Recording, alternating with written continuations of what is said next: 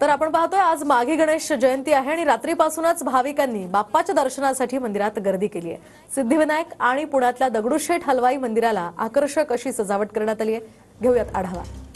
तर आपण ही दोन दृश्य पाहतोय। सिद्धिविनायक मंदिरामध्ये भाविकांची अगदी सकाळपासूनच गर्दी झाली आहे। बाप्पाचं दर्शन घेण्यासाठी इथे मोठ्या संख्येने भाविक आलेत, तर तिकडे पुण्यातल्या दगडूशेठ हलवाई गणपती मंदिरामध्ये सुद्धा भाविक दर्शनासाठी गर्दी करत आहेत।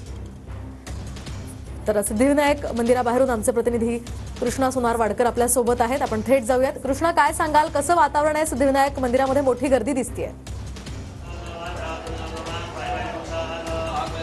मोहिनी, आपण पाहतोय की माघी गणेशोत्सवाच्या निमित्तानं भाविकांनी पहाटेपासून ही गर्दी जी आहे ती सिद्धिविनायक मंदिरामध्ये केल्याचं पाहायला मिळतं आहे आणि भाविकांना व्यवस्थितपणे दर्शन घेता यावं यासाठी रांगांची सोय जी आहे ती सुद्धा करण्यात आलेली आहे। मंदिराच्या दोन्ही बाजूनं भाविक जे आहेत ते रांगेत उभे राहून दर्शन घेत आहेत आणि मंदिराच्या अगदी बाहेरपर्यंत या सगळ्या भाविकांच्या रांगा आहेत त्या लागल्याचं पाहायला मिळतं आहे।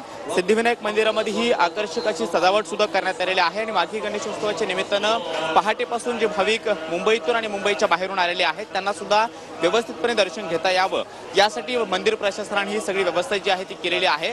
दरवर्षी आपण पाहतोय की एखादा वेगळा दिवस असेल प्रत्येक भाविकासाठी किंवा सण असेल, त्या सणाची सुरुवात सुद्धा सिद्धिविनायक मंदिरामध्ये भाविक दर्शन घेऊन करत असतात आणि माघी गणेशोत्सवाच्या दिवसाला एक वेगळ्या प्रकारचं महत्त्व प्राप्त होतं आणि त्यानुसार गणपतीची जिथे मंदिरं आहेत त्या मंदिरामध्ये भाविक दर्शनासाठी जातातच। मात्र मुंबईतलं सिद्धिविनायक मंदिर हे एक महत्त्वाचं देवस्थान मानलं जातं आणि इथे दर्शन घेण्यासाठी मुंबईतून आणि मुंबईच्या बाहेरून भाविक जे आहेत ते मोठ्या संख्येने येत असतात। आज पहाटेपासून भाविकांनी दर्शनासाठी मोठी गर्दी जी आहे ती मंदिर परिसरामध्ये केलेली आहे आणि या कृष्णा, अगदी एकूण उत्साहपूर्ण वातावरण सध्या सिद्धिविनायक मंदिराबाहेर पाहायला मिळत आहे। धन्यवाद दिलेल्या या सविस्तर माहितीसाठी।